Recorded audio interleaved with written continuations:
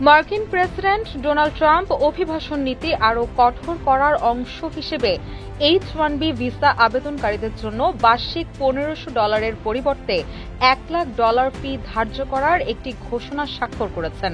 এই সিদ্ধান্ত বিশেষত প্রযুক্তি খাতে বড় ধাক্কা দিতে পারে, যেখানে ভারত ও চীনের দক্ষ শ্রমিকদের ওপর নির্ভরতা অনেক বেশি।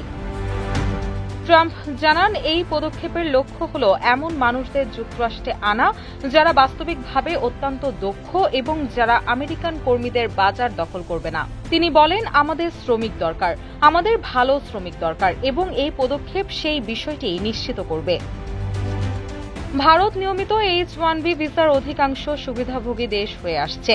যুক্তরাষ্ট্র সরকারের তথ্য অনুযায়ী গত বছর অনুমোদিত H-1B ভিসার ৭১% ভারতীয় নাগরিক পেয়েছেন, আর চীনের অংশগ্রহণ ছিল ১১.৭%। তবে ট্রাম্পের নতুন ফি পরিবর্তনের পর ভারতীয়দের জন্য ভিসা প্রক্রিয়া আরও জটিল ও ব্যয়বহুল হয়ে উঠতে পারে।